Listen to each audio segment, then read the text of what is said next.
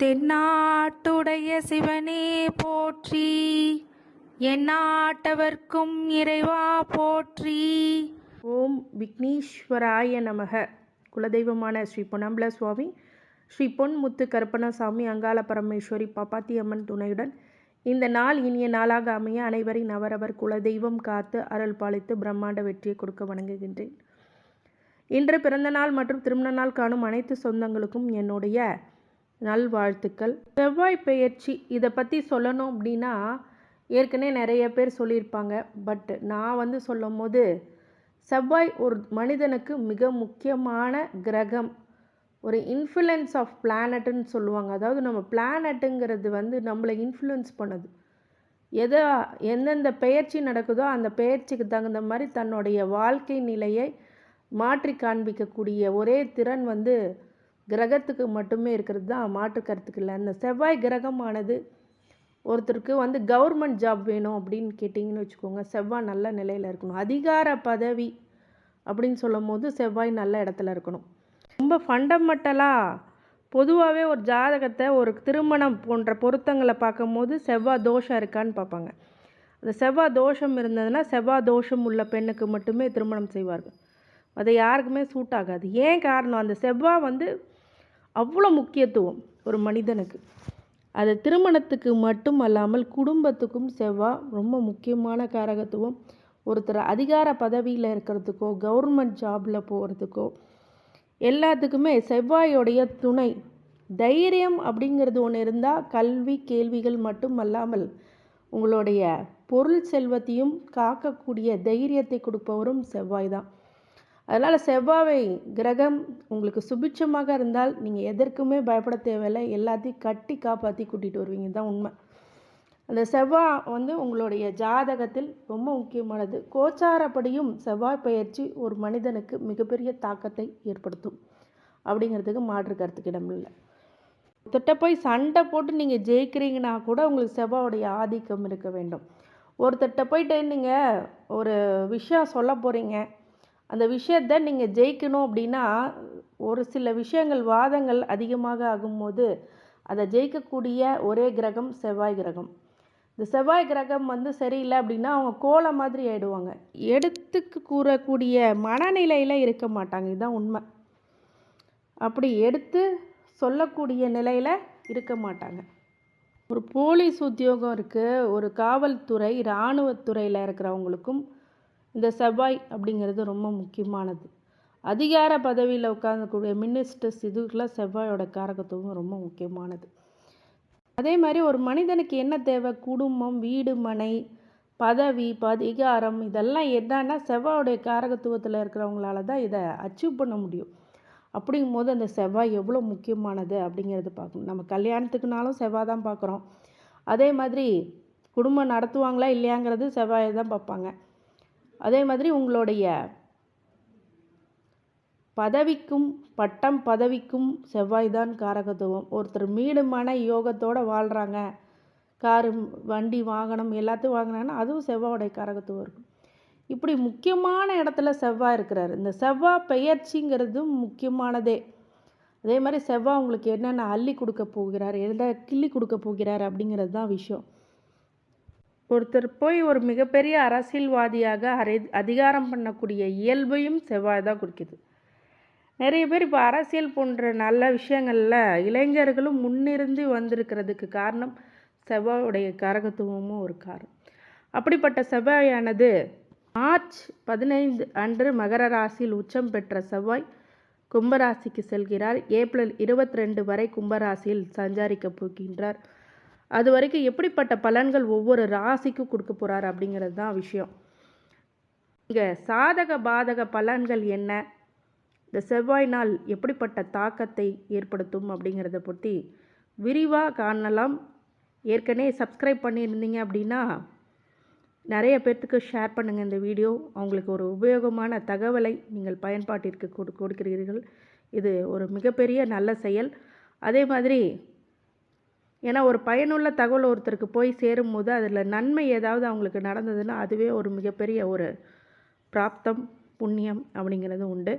அதே மாதிரி சப்ஸ்கிரைப் பண்ணாமல் இருந்தீங்க அப்படின்னா சப்ஸ்கிரைப் பண்ணிக்கோங்க. உங்கள் பெல் ஐக்கானை ப்ரெஸ் பண்ணி நோட்டிஃபிகேஷன் பேனலை ஆன் பண்ணிக்கோங்க.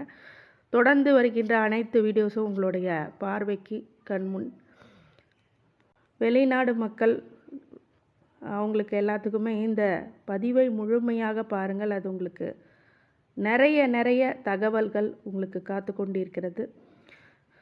மாலை 6:22க்கு செவ்வாய்க்கிழமை 15 மார்ச் வெள்ளிக்கிழமை மாலை 6:22க்கு பயிற்சி ஆகிறார். கும்பராசிக்கு சனியால் ஆளப்படுமான கும்பராசிக்கு நுழைகிறார். மிதுனம் மீது கும்பத்தில் செவ்வாய் பயிற்சியின் தாக்கத்தை எப்படி ஏற்படுத்தும் அப்படிங்கும்போது 9ஆம் வீட்டில் கும்பத்தில் சஞ்சரிக்க போகிறார் அப்படிங்கிறது தான் இந்த பயிற்சியானது உங்களுக்கு கொடுக்கும். இந்த பயிற்சி உங்களுக்கு நல்ல பலனை தரும் என்பது ஒரு நல்ல செய்தி அப்படின்னு சொல்லலாம். அதே மாதிரி நீங்கள் இதுவரைக்கும் எந்த செயலை செய்யணும் ஒரு டார்கெட்டை ஃபிக்ஸ் பண்ணியிருக்கீங்களோ அந்த டார்கெட்டை இந்த காலகட்டத்தில் நீங்கள் அடைஞ்சே ஆவீங்க. உங்கள் நோக்கம் அப்படிங்கிறது உயர்ந்த நோக்கமாக இருப்பின் இந்த காலத்தில் யாராலையும் உங்கள் வெற்றியை தடுக்க முடியாது. ஜாதகத்தில் செவ்வாய் பயிற்சி தாக்கம் இருக்கிறதுனால உங்கள் வருமான ஓட்டத்தில் தற்காலிக ஏற்றத்தாழ்வுகள் அப்படிங்கிறது ஏற்படக்கூடிய காலகட்டம். ஆனால் நீங்கள் அதை புறக்கணித்து அந்த எண்ண அலைகள்லேருந்து கொஞ்சம் நகர்ந்து வந்து கடினமாக உழைக்கக்கூடிய விஷயமாக நீங்கள் பார்க்க வேண்டும். 9ஆம் இடத்துலேருந்து 4ஆம் பார்வையாக 12ஆம் இடத்தையும் 9ஆம் இடத்துலேருந்து 7ஆம் பார்வையாக 3ஆம் இடத்தையும் 9ஆம் இடத்துலேருந்து 8ஆம் பார்வையாக 4ஆம் இடத்தையும் பார்க்கும்போது உங்கள் இளைய உடன்பிறப்புகளுடன் நெருக்கமாக இருக்கக்கூடிய காலகட்டம் மற்றும் கண்ணியமாக இருக்கக்கூடிய விஷயங்களும் நீங்கள் மனதில் வைத்து கொள்ள வேண்டும். ஏனெனில் அவர்களுக்கு உங்கள் ஆதரவு அல்லது கவனம் தேவைப்படக்கூடிய காலம். மாற்றுப்பாலினத்தினரும் கொஞ்சம் கவனமாக இருக்க வேண்டும். நண்பர்களிடம் ஒரு சில விஷயங்களில் தவறு என்றால் தவறு, சரி என்றால் சரி அப்படிங்கிற பகுப்பாய்வை நீங்கள் ஆலோசித்து கொடுக்க வேண்டும் அப்படிங்கிறது ஒரு நிதர்சன உண்மை. நிறைய ஃப்ரெண்ட்ஸு இப்போ வந்து சில பேர் ஃப்ரெண்ட்ஸை எதிரியாக ஆகக்கூடிய விஷயங்களும் இப்போ அமையும். யாராவது வந்து நிறைய பேர் ஒத்துமையாக இருக்கிறது இந்த காலகட்டத்தில் முடியுமான்னு கேட்டால் ஒரு சில இடத்துல அது முடியாமல் போகலாம். ஆனால் ஒற்றுமையாக இருக்கிறதுக்கு சில சான்றுகளும் இருக்குது, நிறைய சான்றுகள் இருக்குது.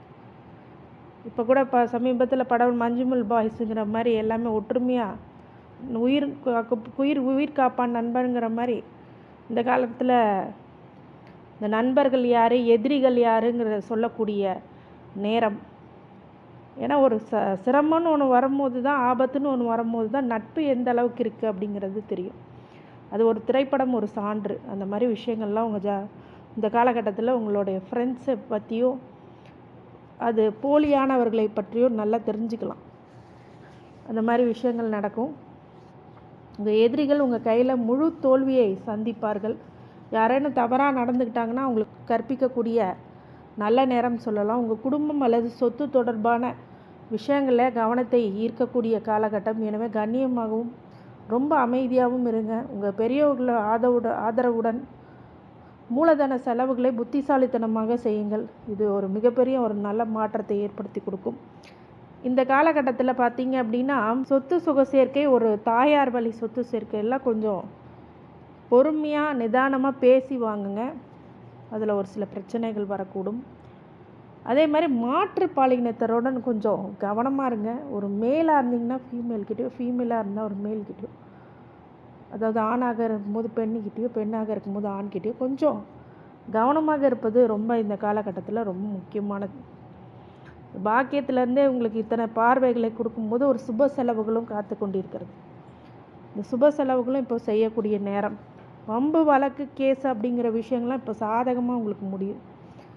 நிறைய பேர் உத்தியோகத்தில் வேலையே கிடைக்கலைங்க, அந்த பாக்கியமே எனக்கு வர மாட்டேங்குதுங்க. ஒரு வீடு பாக்கியம், இந்த பாக்கியம், அந்த பாக்கியம், எந்த பாக்கியம் வரலைங்க. வரும், இப்போ வரும். அது மாதிரி எல்லா பாக்கியங்களும் கொடுக்கக்கூடிய பொன்னான நேரம் அப்படின்னு சொல்லலாம். செவ்வாய் பயிற்சி இந்த தாக்கத்தை ஏற்படுத்துவார் அப்படிங்கிறது தான் நிதர்சன உண்மை. அதே மாதிரி உங்களுடைய இளைய சகோதர வழியிலையும் கொஞ்சம் ரொம்ப சப்போர்ட்ஸ் இப்போ அதிகமாக இருக்கும். தாயார் வழி விஷயங்களிலும் தாயார் வழி சொந்தங்கள்லையும் ஒரு சில பிரச்சனைகளுக்கு நிவர்த்தி கிடைக்கும். அதே மாதிரி இந்த காலகட்டத்தில் பரிகார வழிபாடுகளாக அரிசி, கோதுமை மாவு, வெல்லம் இதெல்லாம் போய் ஒரு ஏழைகளுக்கு தானம் செய்யுங்க, அன்னதானம் பண்ணுங்க. நான் சொன்ன அரிசி, கோதுமை மாவு, வெல்லங்கிறது ஒரு தனிப்பட்ட பரிகாரம், ஏழைகளுக்கு தானம் செய்கிறது. அன்னதானங்கிறது பொதுவாகவே நீங்கள் பண்ணலாம். குலதெய்வ வழிபாடு இன்றியமையாதது அப்படின்னு சொல்லலாம். அது கண்டிப்பாக பண்ணியே ஆகணும். இந்த மிதுன ராசிக்காரங்களுக்கு அனைத்து ஐஸ்வர்யங்களும் சகல சௌபாக்கியங்களும் மன நிம்மதியும் ஆரோக்கியத்தையும் கொடுக்க வேண்டும் என்று எம்பெருமான் மகா ஈஸ்வரனை வேண்டி வணங்குகின்றேன். வாழ்க வளமுடன். திருச்சிற்றம்பலம்.